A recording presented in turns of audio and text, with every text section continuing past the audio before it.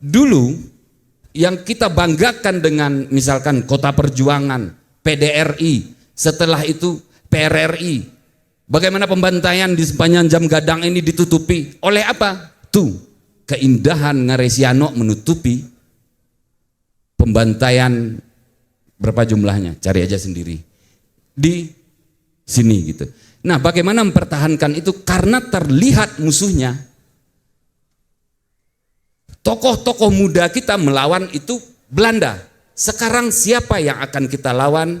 Saya tidak tahu. Saya datang ke sini hanya untuk melaporkan kepada inye-inye, angku-angku, datuk-datuk semua. Saya tidak sanggup memberi cap.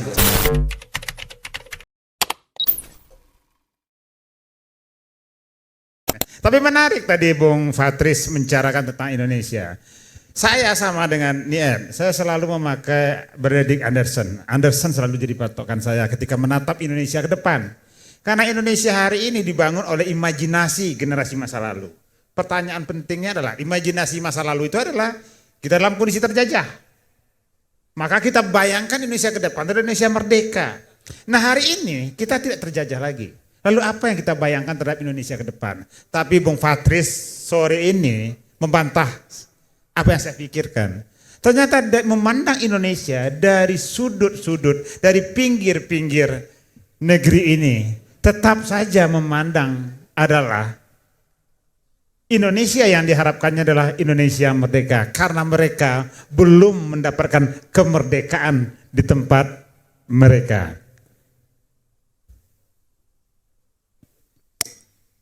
Mungkin ini yang jadi tiba-tiba beliau ngomong kita sudah melupakan digital, kita telah melupakan tentang kesenjangan generasi dan kita ternyata Indonesia yang kita cintai ini masih juga membicarakan hal-hal yang tidak terlihat dari sudut pandang kita. Baik, supaya ini lengkap menjadi sebuah dialog, tentu saja kita minta partisipasi pendapat dari para audiens yang ada di sini semuanya. Saya persilakan. Baik, panitia bisa bantu saya untuk mikrofonnya. Kita mulai dengan depan. Assalamualaikum warahmatullahi wabarakatuh. Waalaikumsalam warahmatullahi wabarakatuh. Alhamdulillah, Allahumma shalli ala Muhammad. Perkenalkan saya Datuk Baginda Marajo dari Kerapatan Negari Bukit Surungan di Padang Panjang. Ini karena narasumber ada 5, ini banyak juga nih Daika. Tapi saya menarik karena ingin membahas mengenai digital. Kebetulan saya juga mengajari mata kuliah literasi digital kan. Jadi ada beberapa hal juga yang jadi poin catatan saya.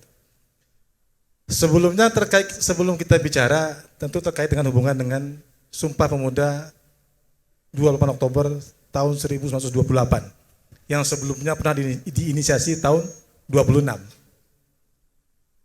Lagi-lagi kita bicara Sumpah Pemuda lahir. Ya. Dari mana ide itu muncul? Kenapa bisa ada girah itu muncul? Kita tidak pernah berpikir dari mana girah itu muncul. Apakah bisa serta-merta seluruh Nusantara ini angkatan mudanya bersepakat, ayo kita merdeka.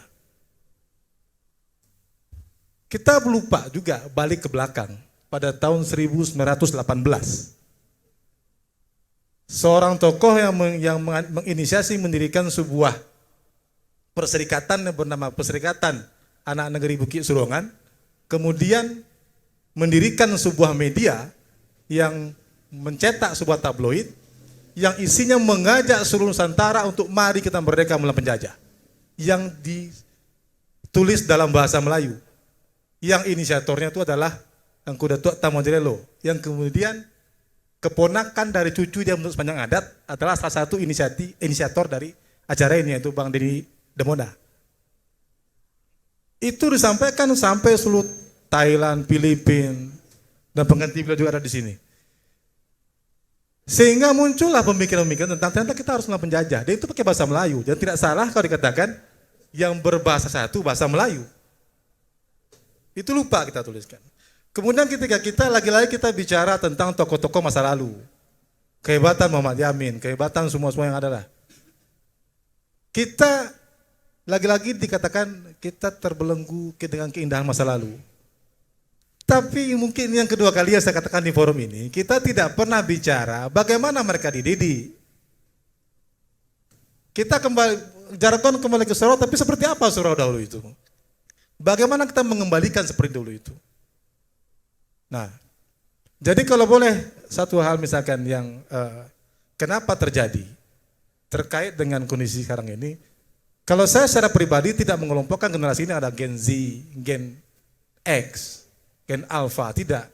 Saya lebih cenderung secara pribadi mengelompokkan mereka berdasarkan segmen digital yang dia lihat. Karena secara fakta, contoh beliau misalkan, beliau bisa sukses, Gen Z, sukses beliau di generasi beliau ini.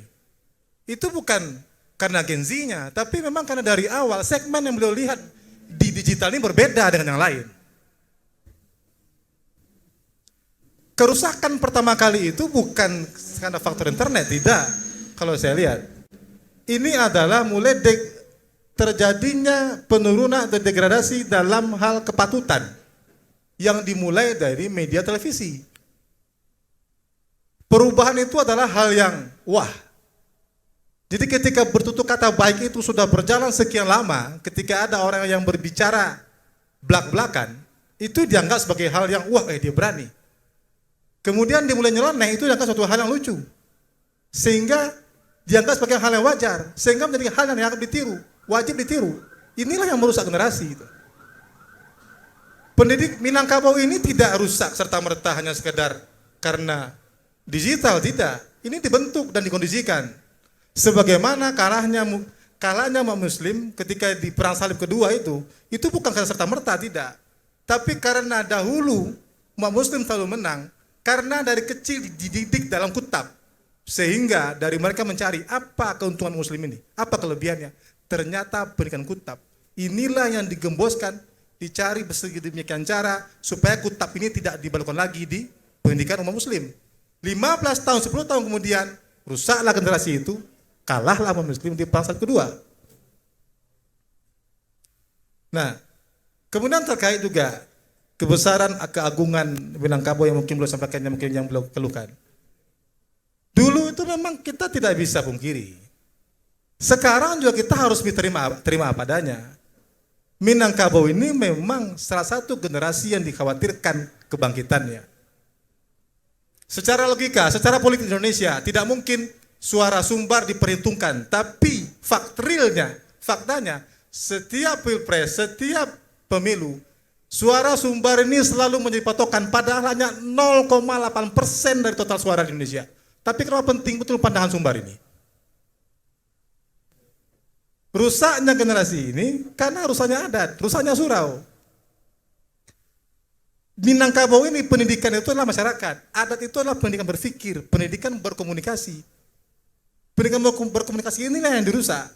Saya kurang setuju kalau dari Bang Faris tadi menyampaikan, orang Padang ko berdeko bahasa. Ambo tidak setuju Bang.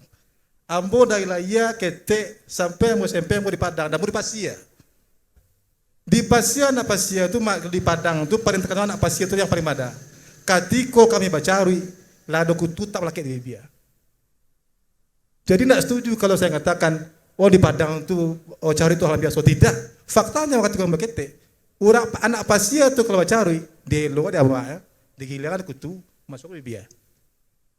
Tapi lagi-lagi karena degradasi, Bacari itu seolah-olah tren. Kenapa? Karena hal yang baru. Dahulu ketika Bacari itu terkekang. Ketika merasa bebas di media massa, banyak dengan hal biasa. Tapi persoalannya lagi-lagi memang digital. Tidak ada kesempatan panjang. Ada Minangkabau itu mengatur dari jago lalok sampai lalok, bahkan lalok pun udah turun di mana itu. Jadi, dan itu kesempatan panjang berlaku. Norma-norma itu semua standar kok. Itu. Kemudian terkait dikatakan juga kalau misalkan kaum kubu kenapa tidak ada orang Minang yang memperjuangkan. Persoalan itu adalah kalau dulu ketua kubu itu mereka adalah prajurit yang merupakan utusan dari kaum-kaum. Kini kaum Sia. Kami kan tidak tahu.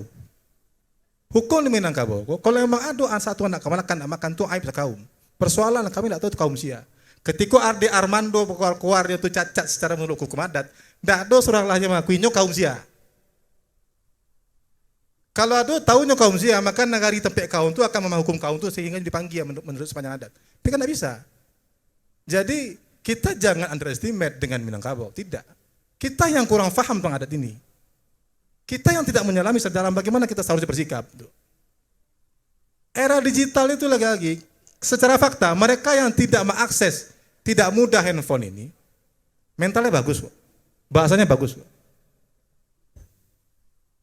Saya berbeda kebetulan basicnya IT dan dosennya bidang IT. Kami selalu mengatakan IT itu adalah ibarat sebuah pedang, pisau. IT itu, teknologi itu adalah sebuah alat bagaimana kita melakukan sesuatu. Ketika sebuah teknologi pertama kali nyo kenalkan untuk hal negatif, maka nyo tahu teknologi itu untuk negatif. Kalau nyo tahu HP kok hanya untuk nonton YouTube dalam konten-konten yang bau-uru, ya nyo tahu itu. Tapi kalau pertama kali dikenalkan bahwasannya digital ini bisa buat sistem dan sebagainya, maka dia tahunya itu. Dan itu fakta. Mereka yang dikenalkan membuat sistem dari kecil, dari SD, makanya tahu teknologi ini hanya untuk pengembangan. Mungkin itu dari tanggapan dari Kurang lebih mohon maaf. Assalamualaikum warahmatullahi wabarakatuh. Waalaikumsalam warahmatullahi wabarakatuh. Silakan Ku. Di ujung.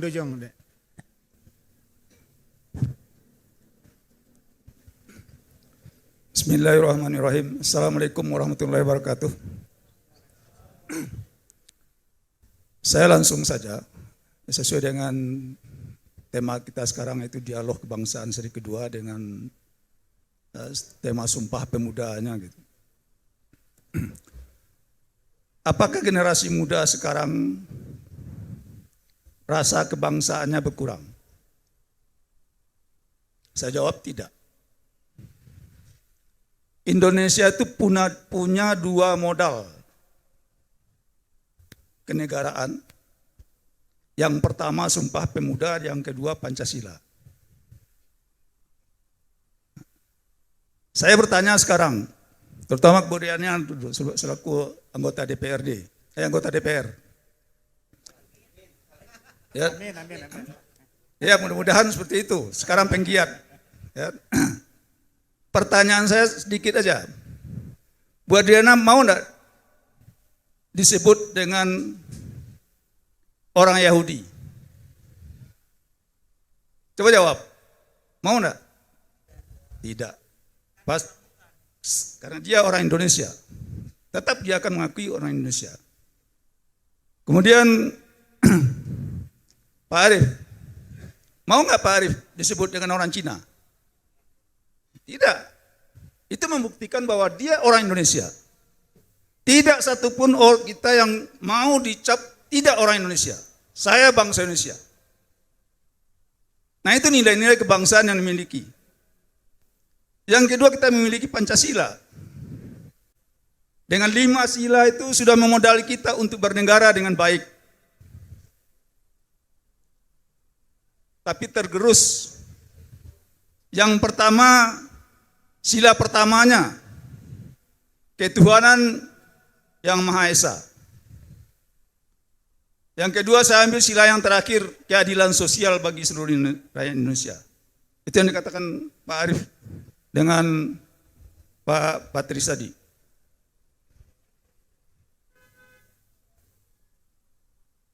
Kita itu sebetulnya pemuda-pemuda Indonesia itu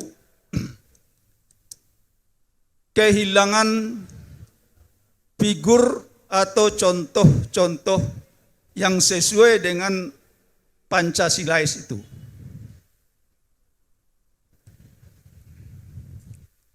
Diamanahi sekarang jadi menteri di pemerintahan. Jangankan emas, jangankan mutiara, Al-Quran aja dikorupsi. Haji dikorupsi. Apakah ini contoh yang baik untuk pemuda?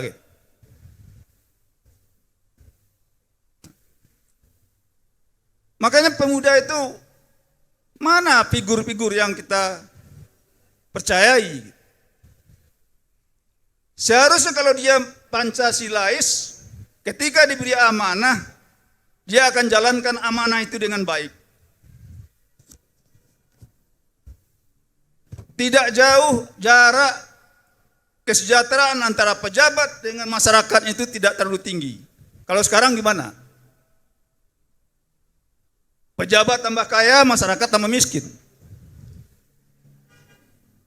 Makanya pemuda muncul kemarin demo besar-besaran di Jakarta itu.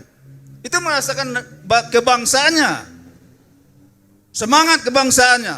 Kalian berpoya-poya, rakyat kamu lihat, yang memilih kamu, yang mempercayai kamu di DPRD, di DPR masing-masing.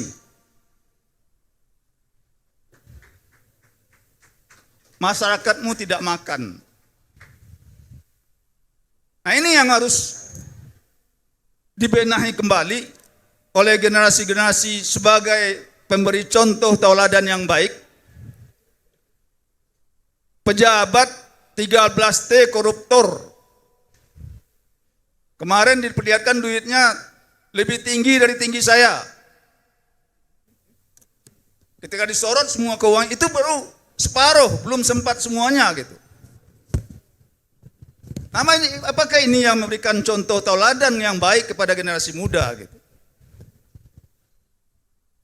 Nah, jadi kita berharap ke depan, apalagi di Minangkabau, ya, ada filosofi adat yang sudah baku dan berlangsung untuk kita semua itu. Mencaliak kanan sudah, mencontoh kana manang.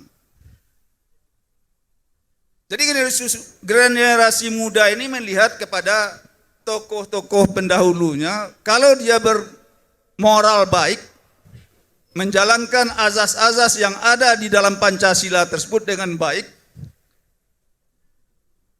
insya Allah masyarakat Minangkabau dan Indonesia ini ke depan akan lebih baik. Amin. Saya rasa itu aja. Terima kasih. Assalamualaikum Baik, warahmatullahi terima kasih. wabarakatuh. Yang ketiga. Kemudian tambahan sedikit. Nah, yang membuat kacau lagi kita, bangsa Indonesia itu, yang menggerus Pancasila itu adalah HAM. HAM yang kebablasan. Kita ikut-ikutan HAM. Penggiat HAM Amerika, mampu tidak dia melarang Israel untuk menjajah? Baik, Pak. Ya. Baik, karena waktu kita Itu aja, terima disingkat, kasih. langsung ke inti apa yang jadi pembahasan maksud dari Bapak. Silakan, Bang. Bismillahirrahmanirrahim. Assalamualaikum warahmatullahi wabarakatuh. Waalaikumsalam warahmatullahi wabarakatuh. Perkenalkan, saya Munafri dari komunitas Simpul Sumatera. Saya mungkin tidak akan, saya sepakat dengan apa yang disampaikan oleh empat pemateri dan juga dari kedua angku yang sebagai pembicara sebelumnya. Tapi saya tertarik dengan apa yang disampaikan oleh Bung Hafiz. Saya terpantik dari tadi dia bicara tentang animasi Sopo Jarwo ya, yang diproduksi di Siteba. Saya melihat itu dari pernah saya melihat menonton animasi tersebut. Di situ ada tokoh-tokoh kayak Bang Nas, Sopo Jarwo, terus si Uncup ya. Dari tokoh-tokoh tersebut mereka menampilkan kedaerahannya, bukan dari bahasa. Mereka berbahasa Indonesia, mereka tetap bangga berbahasa Indonesia. Tapi kita dari dia berbahasa kita kenal. Bang Nas ini orang Medan nih, Sopo Jarwo Jawa, terus Uncup Betawi gitu. Kenapa nggak ada tokoh dari Minang? Apa alasannya? Kalau saya melihat di situ bukan nggak ada yang mau ditampilkan dari Minang, tapi dalam sebuah animasi yang meng-Indonesia, kita sebenarnya punya logat, tapi kita tidak bangga dengan logat kita. Gitu. Para tokoh-tokoh dari Sumatera Barat, dari Minang khususnya, kalau dia tampil di media, kalau dia bilang dia orang Minang, baru kita tahu Minang. Dari bahasanya kita jarang bisa mengerti, oh dia orang Minang atau enggak. Karena kalau saya pernah diskusi bersama para pegiat, termasuk dalam komunitas Simpul Sumatera, salah satu yang tidak kita bangga, gitu. Kita bangga berbahasa Indonesia, tapi mungkin tadi ada yang disampaikan tadi, kebanggaan kita terhadap Minang kita tergerus gitu. Dialek kita gitu, logat kita mungkin para adik-adik dari Gen Z atau milenial banyak yang pengen bersuara, membahasakan tentang daerahnya, mungkin apa yang dirisaukan oleh Bung Patris dan apa yang dirisaukan oleh angku-angku kita. Banyak loh generasi kita yang pengen bersuara, membahasakan, tapi mereka minder dengan logat dia sendiri gitu. Kenapa kita minder? Rizmon Sianipar ketahuan kok medannya, dia berbahasa Indonesia dengan benar tapi dengan logat dia gitu. Jadi melalui Bung Hafiz ya, mungkin tertompang harapan saya, mungkin kita berbahasa Indonesia, bangga berbahasa Indonesia sesuai dengan apa yang dari Sumpah Pemuda gitu. Tapi tampilkan kita berbahasa Indonesia dengan logat Minang kita. Jangan malu. Oh, mendok Minangnya mendok. Kenapa malu? Kok si Fritz dari timur dia mendok juga kok, timurnya berbahasa Indonesia. Rizmon Sianipar mendok juga kok, dia berbahasa Indonesia. Bahkan mantan presiden kita juga mendok, dia berbahasa mendok Jawanya kelihatan. Kita Minang nggak bangga dengan Minang kita. Mungkin itu dari saya, mungkin besar harapan saya kepada Bung Hafiz sebagai konten kreator. Ayo kita bikin konten-konten yang edukasi seperti yang disampaikan oleh Bu Nana.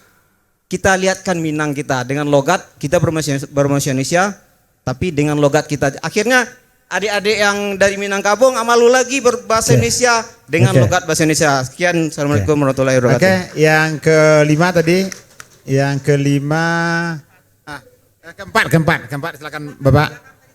Silakan Bapak nih. Ini Bapak nih. Tadi siapa? Belakang nanti tertambah. Tuh, sabar Bu.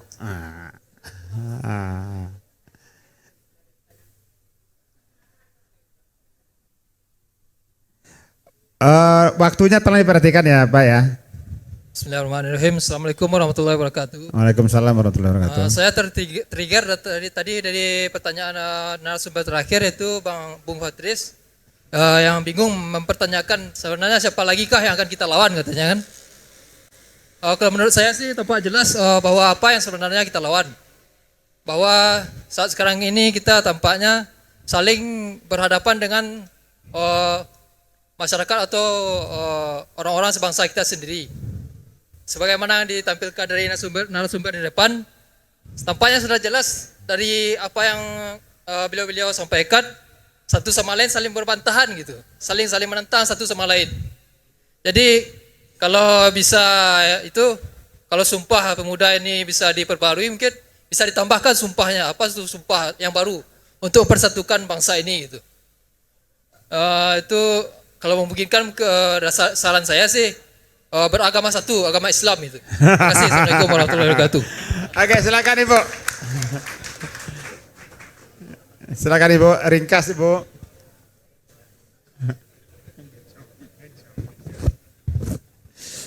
Terima kasih. Assalamualaikum warahmatullahi wabarakatuh. Waalaikumsalam warahmatullahi wabarakatuh. Terlebih dulu saya perkenalkan diri saya, Pak. Saya Putri Padang Panjang, lama merantau, baru pulang kampung. Saya seorang pensiunan dosen, Pak. Pulang kampung membuat kampus di Padang Panjang. Semua jurusan saya pilih digital, karena itu yang sangat dibutuhkan lapangan kerja. Ini Pak, sebelum saya membuka itu, saya survei dulu. Karena saya lihat banyak pengangguran. Ya, maka saya buka jurusan apa yang dibutuhkan lapangan kerja. Sesuai dengan dialog kita kebangsaan, itu menurut saya kan persatuan bangsa. Persatuan bangsa itu mau tidak mau kita itu harus, baik yang generasi Z ataupun yang tua, itu satu pandangan. Bagaimana kita memajukan bangsa ini. Nah, tadi saya lihat dari kelima pembicara, semuanya saya setuju Pak. Beda-beda cara pandang, karena usia sangat menentukan. Ya, tapi yang paling penting bagi saya dan pengalaman saya selama jadi dosen Pak, walaupun di negeri orang, kebetulan tempat saya merantau itu banyak orang Minang, dan saya juga kebetulan jadi ketua Gebu Minang di sana. Memang Pak, adat istiadat itu yang penting. Penanaman rasa soal bagaimana digital berkembang itu harus, karena kita terjadi pergeseran nilai. Mau tidak mau kita harus mengikuti zaman. Tidak bisa tidak. Makanya saya tertarik dengan pembicara kedua tadi, dengan mengadakan animasi-animasi itu, betul. Kita harus menerjang vokasi-vokasi aplikasi-aplikasi semuanya kita rancang. Kalau tidak ketinggalan kita. Kalau tidak kita ikuti digitalisasi. Nah, saya berharap dengan adanya generasi muda kita yang saya lihat itu apa, Pak? Penanaman adat istiadat itu sudah mulai berkurang, Pak, pada generasi muda. Nah, itu paling yang menentukan itu dari rumah tangga. Baik dasar agama, penanamannya semua itu dari rumah tangga dulu. Kalau dari rumah tangga itu sudah baik, di kampus atau di sekolah itu menambah lagi. Nah, jadi kalau kita sudah rasakan itu Sumpah Pemuda, saya rasa pemuda-pemuda sekarang, Pak, malah lebih, Pak, dari pemuda yang lain. Pak, dari yang lama-lama, cuman enggak nampak. Kenapa? Kita penikmat. Nah, jadi perjuangan kita itu tidak kelihatan. Berjuang kita itu mengejar kemajuan zaman. Kalau dulu kan kita mengejar kemerdekaan, nampak hasilnya kita merdeka. Kalau sekarang pemuda itu mengejar kemajuan zaman. Tapi sedikit kita yang harus sebagai generasi yang tua, bagaimana menanamkan rasa akidah dan agama serta adat istiadat kepada putra-putri kita, terutama di Minangkabau. Itu yang paling penting, Pak. Karena hancurnya negara kita ini, Pak, karena akidah itu kurang. Punya awak, punya orang, punya awak, ya Pak, sehingga mendatangkan kemiskinan bagi kita semua. Nah, ini Pak, jadi intinya digital harus kita kejar, adat dan agama harus kita majukan. Baru bisa kita kompak. Terima kasih, Bu. Assalamualaikum warahmatullahi wabarakatuh. Assalamualaikum. Saya sebenarnya mau menambah lagi yang bertanya, terutama saya belum dengar tadi yang muda-muda untuk ikut dalam dialog hari ini. Setidaknya saya ingin membantah kalau ada yang menjawab dari yang muda ini kan tidak membenarkan apa kata Pak Sarca. Yang muda pun bersuara dengan cara dia. Kayaknya simpulan Pak Sarca tadi salah juga, nggak ada yang bicara sekarang. Baik, dari kelima penanya tadi ada satu yang menarik saya dari Angku tadi. Ini tidak masalah kesenjangan generasi, tapi ini masalah di mana seseorang itu dibesarkan, dididik dan sebagainya. Munculnya Bung Patris yang seperti ini, Badung dan sebagainya ya karena dia pernah satu diskusian sama Dain dulu. Munculnya kita bersama ya bukan karena generasi kita yang bikin kita seperti ini, karena lingkungan kita di mana kita dibesarkan. Baik, sesi terakhir ini saya ke 5 narasumber tidak punya tanggung jawab untuk menjawab apa yang disampaikan oleh di sini semuanya, karena semua tidak akan bisa terpuaskan. Tetapi saya kasih waktu masing-masing maksimal 2 menit untuk menyampaikan memberikan kata penutup sesuai dengan tema kita hari ini dalam serial Dialog Kebangsaan. Bagaimana Sumpah Pemuda sebagai sebuah momentum bagi Indonesia hadir hari ini dan bagaimana kontekstualnya dalam konteks hari ini dan tantangan ke depan. Manfaatkan waktu 2 menit itu untuk meringkas kemudian apa yang menjadi poin-poin penting kita dari baik dari sendiri maupun dari tanggapan dari peserta kita yang hadir pada hari ini, mengingat jam kita yang juga sudah ke ujung. Silakan kita mulai dari Pak Sarca, Hafiz, kemudian Nier, Arif, kemudian terakhir oleh Bung Fatus. Silakan. Cek, baik, baiklah. Ya, respon-respon yang sangat menarik saya kira, dan tentu banyak respon yang tidak bisa saya respon karena keterbatasan pengetahuan dan pengalaman saya. Tapi ada beberapa poin yang menurut saya cukup penting. Dari Angku Datuk Bagindo Marajo bicara soal degradasi kepatutan yang kemudian diinjek oleh media sebenarnya. Nanti bisa dikoreksi kalau salah. Dalam satu fase di mana kemudian negara ini harus deal dengan IMF waktu itu soal utang negara dan lain segala macam, satu-satunya industri yang tidak bisa disentuh oleh asing adalah industri penyiaran. Jadi, satu-satunya industri yang tidak bisa disentuh oleh asing adalah industri penyiaran. Sisanya masuk tambang, provider, apapun hari ini, semuanya masuk asing. Satu-satunya industri penyiaran enggak. Dalam konteks begini, ada aturan bahwa jurnalis asing tidak boleh bekerja di media yang ada di Indonesia. Orang asing yang bekerja di industri media hanyalah urusan teknis, bukan redaksional. Ini kan untuk menjaga supaya kemudian ideologi, wacana atau apapun ada di situ. Tapi itu industri penyiaran. Kita udah geser nih ke industri digital, yang bahkan kantor aja mereka nggak mau bikin di negara ini. Mereka mau bikinnya di Singapura. Bagaimana kemudian memaksa mereka untuk patuh dengan aturannya. Ini PR betul menurut saya. Tapi memang industri penyiaran pada akhirnya kalau bicara soal televisi tadi harus berkejar dengan komersialisasi, dengan iklan, dengan penonton dan lain segala macam. PR besarnya ada di situ. Maka kemudian dari dulu kampanyenya adalah industri penyiaran menggunakan frekuensi publik sehingga kemudian dia harus digunakan untuk kemakmuran dan kepentingan publik, bukan kemudian untuk mengejar kepentingan ekonomi. Setidaknya ada titik tengah di situ. Tapi kemudian kampanye itu kan sebenarnya pada akhirnya, nah ini saya mau geser sedikit, bahwa kemudian dulu waktu saya baru bergabung jadi dosen, karena saya baru jadi dosen, saya penganut determinisme teknologi sangat kuat waktu itu. Kemudian saya ketemu dengan Pak Eka yang kemudian pelan-pelan membantah itu. Karena ternyata teknologi bukan faktor tunggal yang ada di situ. Ada politik yang masuk tiba-tiba menyelinap di situ.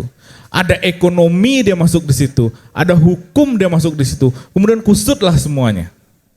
Bagaimana mungkin kita serahkan industri media ini hanya kepada 8 orang yang paling kaya di Indonesia? Lalu bagaimana mungkin kita menyerahkan dunia digital ini pada orang-orang yang tidak mau patuh pada hukum Indonesia? Bahkan berkantor saya tidak mau, dipanggil aja tidak datang. Maka kemudian PR besar berikutnya adalah ini soal kedaulatan negara untuk kemudian mau mengurusi ini dengan benar. Bahwa kemudian media memang harus diakui adalah pisau bermata dua yang sangat berbahaya. Dia adalah senjata yang paling berbahaya. Yang PR-nya, kalau saya mau geser lagi untuk jawaban-jawaban yang lain sebenarnya adalah saya tahu akhirnya mendengar benturan peradabannya Huntington dari Pak Eka. Tapi saya pikir, walaupun itu konteksnya politik, hari ini benturan peradaban dalam level mikro yang punyanya Huntington ya ada di media digital hari ini. Kita lihat tadi, agama tiba-tiba, agama satu, agama. Kemudian adat, kemudian hak asasi manusia, kemudian liberalisme, kemudian demokrasi, dan lain segala macam. Dan semuanya bercampur baur dalam ranah digital yang sampai hari ini belum bisa dikelola dengan baik. Ungoverned territory adalah kawasan yang tidak bisa atau belum setidaknya diatur dengan baik. Untuk dunia digital hari ini kita masih punya ITE yang hari ini digunakan kalau enggak untuk menjarain orang lain, ya kadang menjarain diri sendiri. Bahkan digunakan oleh lembaga negara juga. Jadi memang untuk hal-hal yang ungoverned territory macam ini, dunia digital ini yang aturannya tidak jelas dan lain segala macam ini, akan selalu timbul peradaban. Dan saya pikir ya benturan peradaban terbesar di sini, kita akan setiap hari di Pak Eka. Kalau kita mau ikutin nih, bagaimana kemudian perdebatan di dunia digital soal carui, kemudian soal berpakaian sopan, soal adat, soal ini dan lain segala macam. Tapi memang butuh energi panjang untuk bicara digitalisasi, khususnya kalau bicara soal kebangsaan di era digital. Kalau hari ini kita bicara kesatuan, sejak dulu orang sudah mempertanyakan bagaimana nasionalisme di era digital. Maka kemudian saya pikir ya kita butuh energi dan PR panjang untuk bicara soal ini. Karena memang agak sulit kalau nanti negara terlalu masuk, risikonya kemudian kita punya ya otoritarianisme, militerisme dan lain segala macam. Kalau tidak masuk, Ini yang hadir hari ini, liberalisasi, hak asasi manusia dan lain segala macam. Jadi memang ruang yang perlu untuk diatur. Nah, cara mengaturnya seperti apa, ini PR besarnya. Kalau mau sedikit menggeser sedikit dalam industri pendidikan misalnya. Saya sebut industri karena memang di industri. Tapi karena direkom saya kan nggak mungkin ngomong terlalu jauh nih. Saya harus memilih bahasa-bahasa yang layak untuk tayang. Dalam industri pendidikan misalnya, digitalisasi. Hari ini tidak banyak kampus yang punya aturan terkait AI. Universitas mendorong, ayo kita gunakan AI dan segala macam. Tapi panduannya mana? Mana batas etik dan moralnya? Gini, kalau batas hukum clear, tapi etik dan moral ini yang paling berbahaya. Nah, aturannya aja nggak ada, terus suruh pakai. Kita mau menghasilkan apa gitu. Jadi terlalu banyak variabelnya Pak Eka. Jadi saya pelan-pelan tidak lagi penganut determinisme teknologi karena terlalu banyak variabel-variabel yang harus dipertimbangkan di sini. Demikian menurut saya. Terima kasih. Oke, baik. Banyak hal yang ingin didiskusikan dan dipelajari gitu ya, tapi memang waktu. Semoga ada seri-seri berikutnya ya Bang Eka ya. Oke, tapi hal yang menarik menurut saya seperti hari ini gitu ya. Saya ini tidak membela, tidak menyalahkan Gen Z karena itu generasi kami ya. Tapi aman teman-teman di belakang kita segenerasi gitu ya. Tapi gini, ada yang menarik menurut saya. Di Indonesia itu kita diajarkan sejak kecil di pendidikan kita, itu soalnya multiple choice atau pilihan ganda. Ini menurut saya penting saya sampaikan. Kenapa? Selalu pilihan ganda, perbandingan soalnya sangat panjang. 100 soal pilihan ganda, 10 soal esai. Bahkan ujian pun pilihan ganda. Dan itu mempengaruhi cara berpikir kita hari ini. Saya tidak pernah menyalahkan cara berpikir, tapi ini terlalu dominan. Kenapa? Ini membuat kita berpikir multiple choice. Ketika A benar, B, C, dan D salah. Ketika kita memperjuangkan si A, berarti kita tidak memperjuangkan si B. Tidak seperti itu logika berpikirnya. Itu poin pertama yang ingin saya sampaikan. Nah, anak-anak hari ini itu udah cerdas-cerdas semua. Gen Z itu cerdas-cerdas gitu. Bicara adat dan tidak beradat, ini susah kita perdebatkan. Ini ruang preferensi, ini ruang norma, ruang adat gitu ya.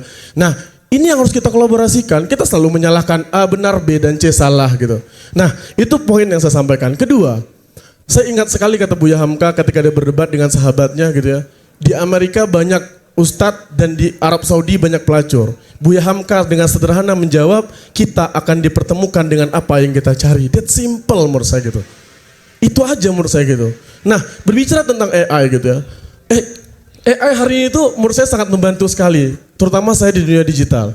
Saya itu mengkonsep klien saya gitu ya. Biasanya 6 bulan, itu kita sekarang hanya memakan waktu 2 minggu. Bayangkan, kalau kita berbicara nominal gitu ya. Saya memproduksi iklan untuk klien butuh waktu 6 bulan, ratusan juta. Sekarang kita cuma butuh waktu 2 minggu, 1 bulan, 3 hari, 4 hari, bahkan apakah saya tidak bisa menghilangkan banyak karyawan? Enggak. Bahkan saya bisa mengaktifasi mereka lebih luas lagi. Ini kan tentang cara pandang. Nah, cara berpikir multiple choice ini menurut saya yang merusak. Sehingga kita saling menyalahkan satu dengan yang lainnya. Kenapa kita tidak mencari titik kolaborasi? Itu menurut saya gitu. Nah, hari ini kita di sini bertemu dengan orang-orang hebat. Yang saya harapkan dari pertemuan ini, kita berkolaborasi. Ya mungkin saya hari ini mengundang Bang Sarca ke kantor saya, mengundang Bang Faiz ke kantor saya gitu kan, mengundang Bang Arif, Bu Adriana, saya juga mau kok. Kita juga mau kok belajar adat istiadat. Kadangkala belum belajar, kita sudah dihakimi dengan digitalisasi.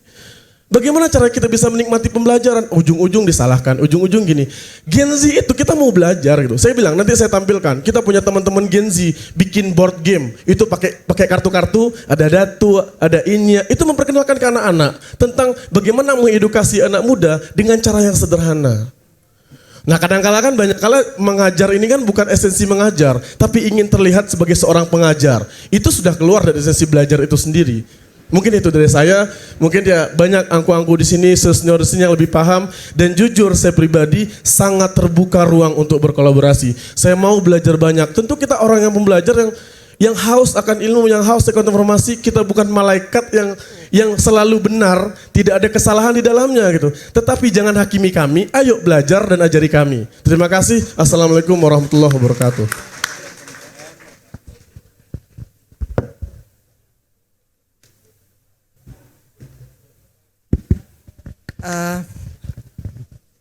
sebetulnya diskusi, ya kata orang ya kalau orang Minang 10 itu ada 20 ide yang akan muncul. 10 orang bicara, karena memang kaya sekali, diskusi kita kaya sekali, termasuk juga tanggapan dari audiens tadi, angku-angku itu luar biasa menurut saya.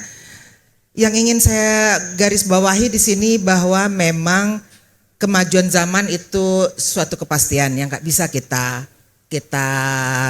balik, kita nggak bisa balik ke masa yang menurut kita tidak bisa terima kemajuan zaman. Tapi saya juga setuju dengan Bung Sarca tadi, ingin mengatakan bahwa harusnya memang ada pengaturan. Saya termasuk orang yang memang setuju pada pengaturan, karena menurut saya kalau kita lepaskan semua seperti pasar bebas gitu ya, itu masa depan seperti apa yang kita harapkan? Saya khawatir seperti Huntington tadi mengatakan clash of civilization itu sudah terjadi di Palestina. Israel menyerbu Palestina. Sudah terjadi. Banyak sekali realita-realita yang kita hadapi sekarang karena memang kita mengatakan nilai-nilai itu sudah tidak baku lagi.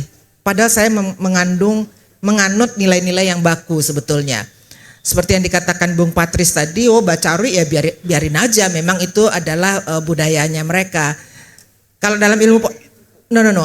Maksud saya memang itu adalah memang adatnya mereka seperti itu gitu kan. Hanya karena kita punya nilai-nilai yang berbeda, makanya kita menganggap itu bukan sesuatu yang bisa kita terima.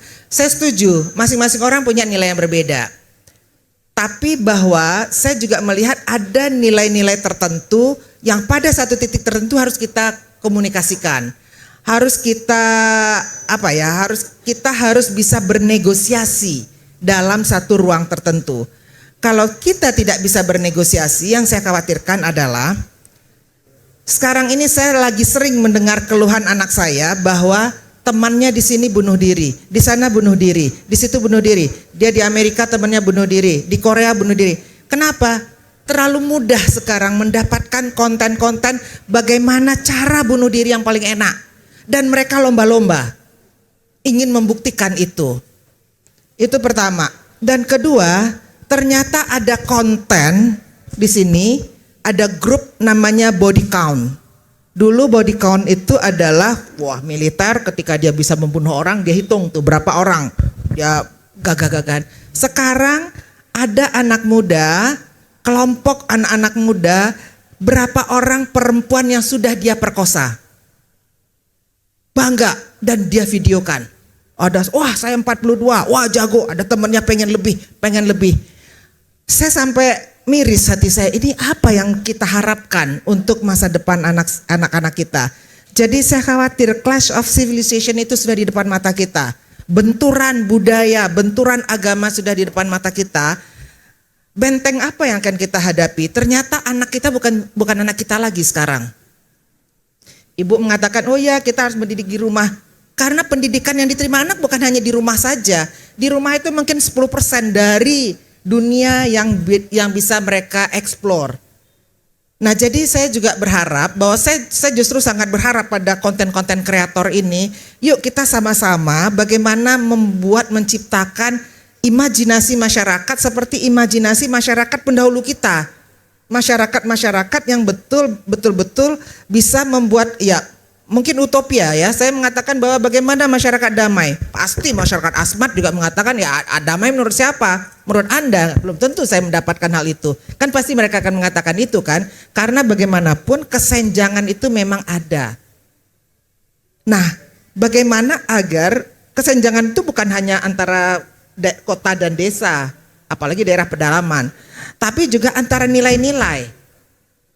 Kalau kita mau melihat, kalau kita balik lagi ke zaman kemerdekaan dulu gitu ya, tadi Patris mengatakan, ini indah. Siapa yang mendefinisikan indah?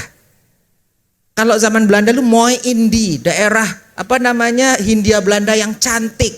Cantik pasti imajinasi mereka perempuan-perempuan yang ada di Hindia Belanda yang sangat eksotik bagi mereka. Mereka datang ke sini menundukkan Indonesia sama dengan menundukkan perempuan-perempuan Indonesia.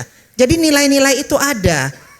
Makanya kalau kita mengatakan imajinasi kita tentang bernegara adalah imajinasi kita ini sama nggak sih? Imajinasi saudara Patrice sama nggak dengan saya? Saudara Faiz sama nggak dengan saya? Belum tentu sama karena latar belakang kita berbeda, pengalaman hidup kita berbeda. Dan juga banyak lagi perbedaan-perbedaan lainnya yang bagaimana kita menjembatani ini agar nilai-nilai itu bisa ketemu di tengah. Kalau enggak ada orang yang mengatakan HAM itu enggak ada. Ya udah saya tusuk aja Anda. Apa nanti batasan kita gitu loh. Nah itu yang menurut saya bahwa memang makin lama kita harus memang mempertanyakan kembali tentang kefanaan di dunia ini gitu loh. Mungkin itu. Terima kasih. Baik, terima kasih. Saya mungkin nggak panjang-panjang menyikapi apa yang dialog yang terjadi sore ini. Memang perbedaan itu sebuah keniscayaan, perbedaan itulah sunatullah. Kalau kita nggak sepakat memakai nilai agama, oke. Tapi ada satu di dunia ini yang mesti harus kita pakai, itu nilai kemanusiaan. Saya punya perut, tiap waktu yang sama kita sama-sama lapar. Bapak Ibu akan lapar. Saya punya hati, Bapak Ibu juga punya hati. Selaku manusia kita akan merasakan hal yang sama. Jadi standar nilai kemanusiaan inilah barangkali yang penting untuk ditanamkan kepada generasi-generasi muda kita. Nilai kemanusiaan ini bersumbernya dari mana itu terserah. Yang penting tidak ada yang namanya manusia yang mau menjahati manusia yang lain. Karena logikanya, jika saya sebagai manusia, dia sebagai manusia. Jika saya hajar dia menghajar saya sakit, dia juga sakit. Setidak-tidaknya rasa kemanusiaan inilah yang perlu kita tanamkan. Dan tidak ada manusia yang normal yang menginginkan kehancuran terhadap manusia dan dirinya sendiri. Mungkin itu yang pertama. Kemudian yang kedua, dalam konteks bernegara. Saya pikir ini sudah kita mafhum barangkali ya. Ada kesalahan sistem dalam pengelolaan negara kita ini. Apakah memang itu mennya yang bermasalah atau memang kita secara bersama yang bersalah untuk memilih men yang mengolah sistem bernegara ini? Karena the man behind the gun, manusia yang salah, manusia yang tidak punya moral, mengelola sistem yang baik sekalipun, itu sistemnya akan merusak terhadap yang lainnya. Jadi barangkali terakhir saya tutup dengan pituah pesan dari nyiak saya. Walaupun ada yang pesimis dengan soal adat dan Minang ini, tapi saya tetap bangga dengan Minang saya. Menarilah kamu di atas rentak gendangmu sendiri. Jangan pernah menari di atas rentak gendang yang diciptakan oleh orang lain untukmu. Setidak-tidaknya ini pesan yang perlu kita sampaikan kepada generasi muda Indonesia. Menarilah Gen Z ini di atas tarian Indonesia, bukan di atas tarian bangsa yang dititipkan kepada mereka atau bangsa lain yang ingin menghancurkan Indonesia. Menarilah di atas tarian Indonesia kita. Mungkin hanya itu yang dapat saya sampaikan. Perbanyak maaf. Assalamualaikum warahmatullahi wabarakatuh.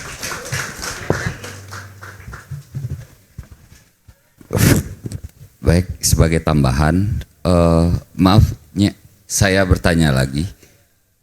Saya nggak ada quote untuk penutup ya, tapi pertanyaannya, kalau benar rusaknya generasi menurut Inyi yang terhormat ya, karena surau, Hatta itu kalau kita baca biografinya dia tidak dididik secara surau, dia itu dididik kayaknya ya yang saya baca total pendidikan barat. Syahrir juga begitu. Apa begitu Dain? Benar ya? Nah itu yang konsep perfect bagi surau ini saya tidak tahu. Bahkan di kota saya di Padang itu dibikin smart surau yang bikin anak-anak ya itu maksud saya gitu. Makanya saya tidak mengerti gitu konsep rusaknya generasi. Berarti kalau oleh rusaknya surau, Hatta itu rusak gitu. Syahrir rusak dong gitu. Dia tidak lahir dari generasi surau. Generasi Hatta itu pendidikan barat total gitu. Oke. Terus ya terima kasih kawan tadi yang bertanya tentang apa yang akan kita lawan ya, saya tidak tahu, makanya diskusi ini harus mencari tahu itu saya kira gitu. Toh kalau kita baca sejarah kolonial kita tidak jauh berbeda. Ibu kota Hindia Belanda itu di Batavia. Sekarang bernama Jakarta, apa bedanya? Dia mengirim wakil-wakilnya, gubernur misalnya, apa? Oke, saya tidak melanjutkan itu. Yang saya intikan dari soal Bacarui itu, kok saya menghalalkan itu, bukan itu maksudnya. Ada juga pepatah nenek moyang saya, yang saya juga tidak tahu di mana berkuburnya, itu adalah kapalonan saki jan kaki nan diube gitu. Maksudnya apa? Saya tidak tahu itu maksudnya. Kan orang Minang di sini semua gitu. Oke? Maksudnya tidak benar aja membuat jalan satu lubang kecil aja 10 cm, berapa angka kematian yang ada di sana. Oke? Kenapa tidak itu yang diduluan? Maaf kalau saya pakai pepatah yang rame di Padang, itu akan saya dicap buruk.